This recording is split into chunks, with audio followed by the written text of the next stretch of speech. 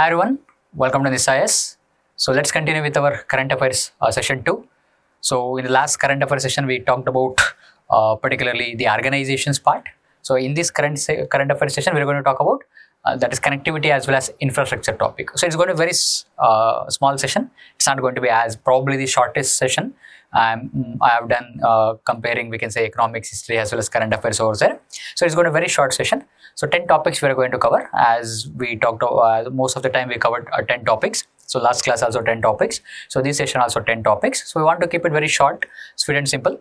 So only the topic, the dates, the major factual aspects, no analytical part, only with respect to the prelims perspective. Okay, so let's start. The first connectivity as an infrastructure project is given. So India, Middle East, Europe Economic Corridor. Okay, so simply called as IMEC also. Okay, sometimes. So in newspapers, I think you must have seen this particular word. Okay, IMEC, that is India, Middle East, Europe Economic Corridor. Okay, so again, it's a connectivity project that is bolstering economic integration, economic development we can talk about. And at the same time, we can say it is between Asia, that is from India, to ultimately connecting Europe through Persian Gulf, that is through Middle East, and from India to Europe through the United Arab Emirates, Saudi Arabia, Israel, and Greece. And it is a multimodal connection. It's not just one connection. We can say from India to Europe, there is railroad will be there, our shipping networks will be there. Okay, so when it was announced, it actually announced in G20 summit which held in India in 2023 September. Okay, so in Delhi, 2023 September, that is when so many countries, many sovereign states as well as one organization like European Union, they came together. Some of the European countries like France, Germany, Italy, then again India, even US also is involved, and UAE and Saudi Arabia. They signed a memorandum of understanding to fructify India, Middle East, Europe Economic Corridor. Okay, now which countries are part of it? At the same time, where the locations we can talk about, the members, as well as location where this particular pass through: India, UAE, Saudi, Jordan, Israel, Greece. Greece particularly, it is going to connect, that is Piraeus port. Okay, from Mumbai, we can say western coast of India, we can say JNPT, Mumbai, and Kandla, that's in Gujarat. Okay, so ultimately connecting to EU. So what is the advantage of this one? Again, we are keeping very, very simple. What is, when it was initiated, which are the members, how it is going to be connected. So it is reduced transit time nearly by 40% between India and Europe. At the same time, reduce the logistics costs by around 30%. So these are the advantages. Sometimes UPSC can ask this kind of particular, we can say, factual aspects, and that is the reason we are covering those also. So this one topic, very simple, IMEC over there. Okay, then again, International North-South Transport Corridor, it is again covered in 2025 prelims itself only. INSTC has been covered. So what is the total length we can talk about? 7,200 kilometers, those who in miles, that is 4,500 miles. It is also multimodal network of ship, rail as well as road route. And again, which countries? Azerbaijan, Central Asia, Europe, India, Iran as well as Russia. And what is our intention? Again, connectivity infrastructure is always to economic integration, always to people contact, as well as to boost the trade connectivity, especially for connecting these major cities. And the cities I will show through a map. So like Mumbai, Moscow, that's in Russia, Tehran in Iran, again Baku, again one of the largest cities of Azerbaijan, Bandar Abbas, again another major port in Iran, Astrakhan, a city in Russia. Okay, so it should have been Russia, sorry for a spelling mistake. Okay, so this should have been Russia. Okay, and then again we can say Bandar Anzali, that's in Iran again. Okay, so overall we can say it connects the seaports of, we can say, Persian Gulf as well as Caspian Sea, of course along with Indian Ocean, Arabian Sea also we can talk about, that is we can say Mumbai is also there. So connects all these areas, that is International North-South Transport Corridor, to reduce the transportation costs, economic integration, boosting economic activity, all those things are always present. Okay, and this is a map we can talk about. All these places are shown here. That is Mumbai, Bandar Abbas in Iran, again Baku in Azerbaijan, Astrakhan, Moscow, St. Petersburg, that is in Russia. So this was in standard route to reach Europe right now. But right now we can talk, as of now, but if the North-South Transport Corridor is completely operationalized, now some dry, we can say, testing has been done. When it's completely operationalized, it's going to reduce most of the time we can talk about logistics costs, as well as we can say, overall we can say, more economic integration. So this is INSTC. And members are 13 members are there, one observer is there. So recent observer is Bulgaria, and 13 member states: India, Iran, Russia, Azerbaijan, Armenia, Kazakhstan, Kyrgyzstan, Tajikistan, they are all part of Central Asia. Then Turkey, Ukraine, Belarus, Oman as well as Syria. So all of them have joined over a period of time. Okay, so this is the 13 members as well as one observer status. Of course, if you want to know these facts better, as well as to want these PPTs for you, want this PDF for you, just go to Nishta Ias official Telegram channel. We will be uploading there. You can download it. Okay. So now, what is the evolution? The idea goes back to early 2000, and Russia, India, as well as Iran signed the agreement way back in 2002. Then Azerbaijan signed in 2005, and later many countries got added. Recently, Bulgaria has an observer status we can talk about. Okay. So this is INSTC. We talked about IMEC, again INSTC. Again, Chabar port, very simple port, that's in Iran, in the southern coast of Iran. India is developing this particular port. Recently, it was in news because of Iran, Israel, as well as USA. That is, we can talk about the war that is going on. So Chabar port was in news, and of course, it is to boost connectivity as well as to increase the trade ties. And also, India thinking, or India is using Chabar port as a gateway to Central Asia also, because we cannot access through Pakistan because of the political, we can say, conflict between the countries. So it wants to bypass Pakistan and goes through Iran. Okay. So where is this Chabar port? Okay. I'll show it is linked with another route actually. Chabar port is linked with another highway. I'll show both of them together. It's another topic we are coming to. Chabar port we're done with in Iran, southern coast. Okay, I'll show the map along with this particular route. And this particular route is famously called as Delaram-Zaranj highway, around 218 kilometers. It is actually called as Route 606. And it's Afghanistan to the border of Iran. So it's something like this one. I'll show the map, then you'll better understand that one. So Chabar port to Afghanistan. Okay, in Afghanistan, that is, we can talk about Delaram-Zaranj highway is there. Now, who is building this?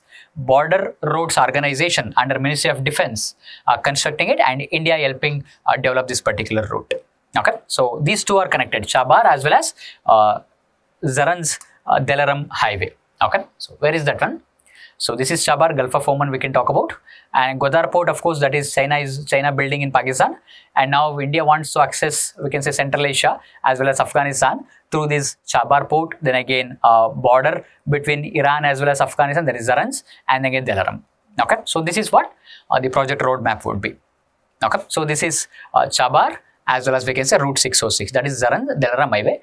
Both are two different topics but interconnected.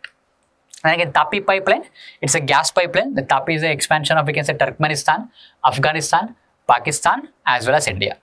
Okay, so these are, we can talk about the gas pipeline, particularly connecting from Turkmenistan gas fields to until India. Okay, so what is that particular gas field? It is considered as one of the world's 5 largest gas fields. That is, we can say, Galkinish gas field, also called as Yellowton gas field in Turkmenistan. And who is funding this project? It is Asian Development Bank. So Asian Development Bank is funding this Turkmenistan, Afghanistan, as well as Pakistan, India pipeline, also called as peace pipeline. The reason is very simple: due to its potential for regional integration, to bring the cooperation between, we can say, some kind of political rivals are there at the same time, to bring some stability. So this is called as a peace pipeline, also called as Tapi pipeline.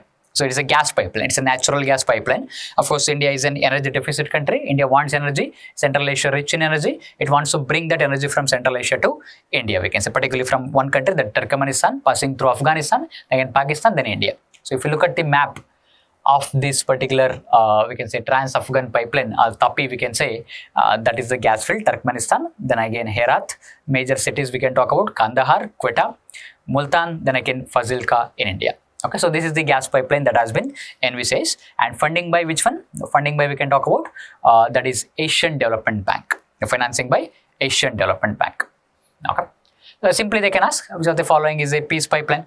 Okay, which of the following is Tapi pipeline, also called as. Sometimes they can put these kind of statements. Again, anticipate the questions always. Okay, so again, I'm sticking to very, very to the point facts. I'm not going to beyond that one. To the points, what is exactly how prelims questions can come over there. Now, what is the origin of this pipeline? It goes back to 90s. India joined in 2008. Okay, it is, we can say, goes back to 1990s itself only. Okay, then we'll come to India, Myanmar, Thailand trilateral highway. So 3 countries. It's a road link. Some are multimodal, some are road link, some are only ports. So you have to be very careful over there, and are covering around 1,360 kilometers from Manipur in India. Manipur, a place called Moreh, through Myanmar, ultimately reaching Mysore, probably in Thailand. It was a question in 2023 prelims. Okay, so BCIM, as well as we can say, then again this one Kaladan multimodal, as well as India, Myanmar, Thailand trilateral. It was asked as a question in 2023 prelims. So this idea is proposed by India, then Indian Prime Minister in 2002, that's April 2002, and the construction started in 2012. And one of this particular project, that is connecting India through Myanmar ultimately to Thailand, as one particular aspect of road that is called as India-Myanmar Friendship Road, around 160 kilometers. It is the first segment of IMT. IMT is India, Myanmar as well as Thailand. So it's connecting from Moreh to, we can say, Kalewa. So Moreh is in Manipur, Kalemyu as well as Kalewa is in, we can say, Myanmar. So this is the first segment of the entire 1,360 kilometers. So 160 kilometers covered from India, Myanmar. And who implements this one? It actually very unique. So Border Roads Organization, Ministry of Defense in Afghanistan, but this one is Ministry of External Affairs is coordinating. It is a nodal body to implement this India, Myanmar, Thailand trilateral. It goes back to 2002.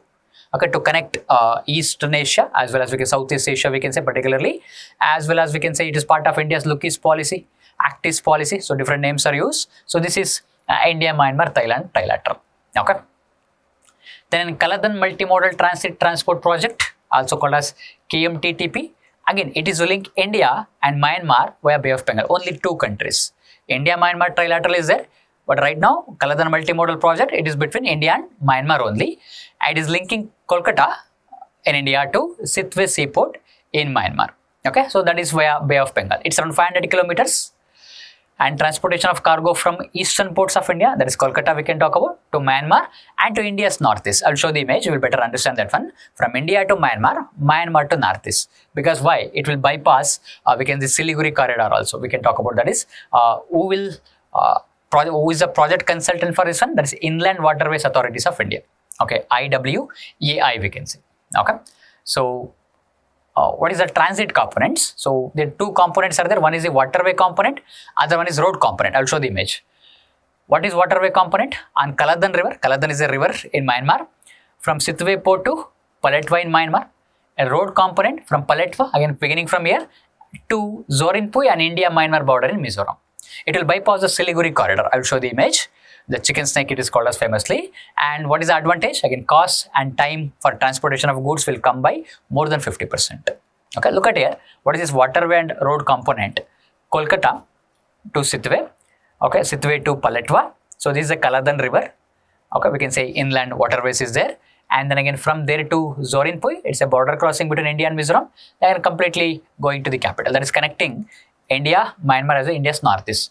Going to bypass this Siliguri corridor because it's going to take a lot of time and its cost is also quite high. And to bypass that one, so this idea, this Kaladan multimodal has been envisaged. Okay, so that is the reason when you're looking at the places and everything, it's better to go with maps over there. So Kaladan multimodal project, we can say. So know these ideas.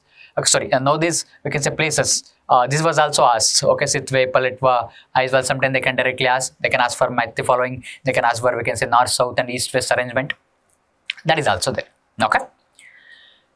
Then BBIN, Motor Vehicles Agreement. Okay. So it is Bangladesh, Bhutan, India, Nepal. Okay. So it's in 4 countries. It is signed during a transport ministers meeting in 2015 in Thimphu. Thimphu is in Bhutan. Okay, that is when this particular agreement was signed. But in 2017, Bhutan went out of this particular agreement, citing some environmental reasons, citing some, we can say, sustainability reasons, because it felt like it will lead to more pollution. It will go against zero carbon policy of Bhutan.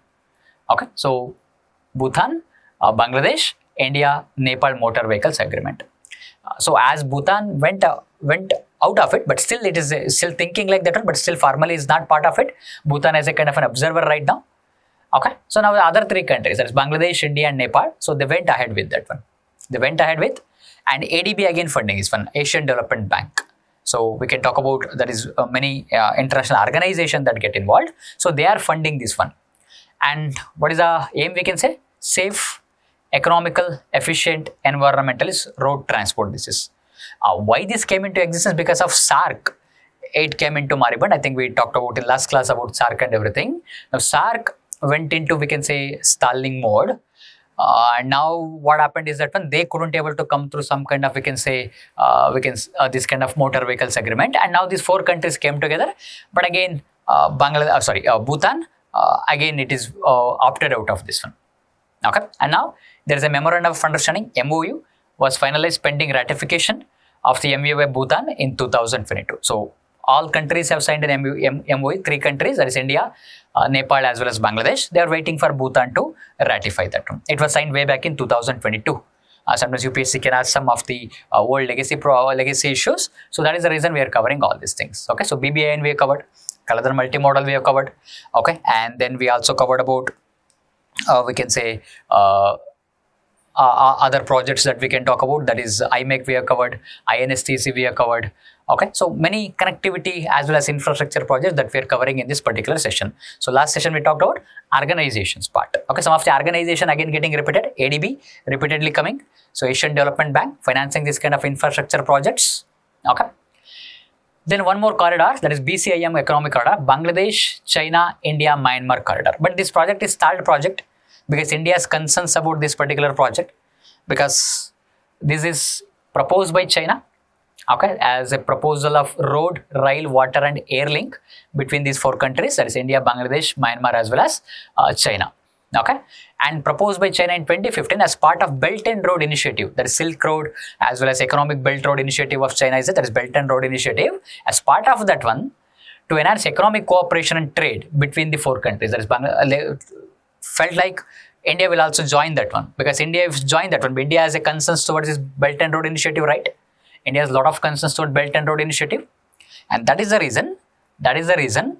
So India is not quite openly opposed the project either, because India is accepting this part, then India will become part of the BRI, because China is proposing this project as a part of BRI. Little bit of mains over here, the security concerns, safety concerns, that India don't want to give access to India's neighborhood, particularly to China, as well as to influence Chinese influence in Indian landmass. Okay, so it was the question that was asked again in 2023 prelims.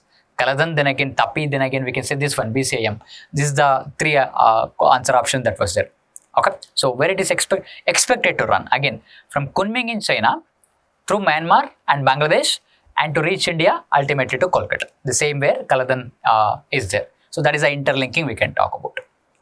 Okay, now but India has not opposed the BCIM, but not supporting it either. And what is India's concerns is that one would open northeastern region to China. At the same time, it was proposed in 2013. Okay, but at the same time, China proposed it as a part of BRI in 2015. Okay, the overall project conceived in 2013, but China wanted to make it as a part of BRI in 2015, and finally it's a stalled project. A question was asked, 2023 question was asked about this particular topic, and that is the reason we are covering, because we know PYQs are the most important thing, because if you have to look at any competitive exam, particularly UPSC for that matter, PYQs are the most important aspect, because the topics that have been asked and the answer option that have been mentioned, they can become questions in future examinations. And that is the reason, if you take all the PYQs, if you go through all the topics that is there in answer options topics, if you could able to prepare for all those topics, I think you have a better source. You don't have to depend upon any other sources. You can become your own guide in terms of, we can say, preparation for UPSC, for any other competitive exams for that matter. Okay, so ultimately it requires the right guidance. That is what we are providing at Nishta Ias. That is, we want to guide the students in the right way, not through any kind of, we can say, other intentions and everything. That is the reason we are keeping it to the point. We are not going to go, probably this guy, I told you in the beginning itself, it's going to be one of the shortest sessions in the entire Prelims Express series over there. Okay, so that is Bangladesh, China, India, Myanmar economic corridor. It's a stalled project. Again, don't get confused. First proposed in 2013, again China, but China wanted to make it as a part of BRI, that is Belt and Road Initiative, that India has concerns to. What is the India's concern is the string of pearls strategy of China. That is, China is trying to, we can say, encircle India. So that is where India is concerned about this particular project. Okay. Then 2 ports for in use, again part of infrastructure, as well as again it's a part of India, China, we can say the geopolitical rivalry. Ambantota and Colombo, both of them are in Sri Lanka. Okay, Ambantota and Colombo, both of them are in Sri Lanka. Okay, these are ports. Okay, now Ambantota, okay, and Colombo, it is developed by China. Ambantota is developed by China. especially 85% of stake in the Ambantota International Port Group. And Colombo, it is developed by India. India, not through government efforts, but through a private efforts. I think Adani group of companies are involved. So India is developing this Western Container Terminal in Colombo. Okay, Western Container Terminal as well as Ambantota, both of them are in Sri Lanka, and that is how we can say this geopolitical rivalry is being extended. India's concerns about Ambantota, again part of string of pulse strategy. Again, little bit of mains we are covering over here. So Ambantota, Chinese ships keeps on visiting that one. So India has a concern. India has expressed concerns over that one. At the same time, India is developing this Colombo port. That is called as Western Container Terminal. Okay, so that is again private company developing through a private company. So these are all the, we can say, connectivity as well as infrastructure projects we covered in this particular, we can say, short session. So we are going to come up with more these kind of themes to make it current affairs little bit of, we can say, 10 topics we are covering in 6 days. Obviously, sometimes in last class I covered 11 topics, so it will be around 60 topics for you people. Okay, 60 topics are huge when you look at that one. Even though short sessions, 10 topics we are covering, 60 topics are quite huge, and we are selecting these topics on the basis of, we can say, high-yielding topics. We are not randomly selecting all these things. We are selecting with some internal discussions, and then we are bringing it. So we want to make the preparation quite easier for you people. So again, the PPTs will be there in our Nishta Ias Telegram channel, official channel. Please go and download there. So watch the, we can say, video, and then you answer the questions. That is questions we are going to post at 1 o'clock in Nishta Ias Telegram channel. So thank you so much. See you in the third session.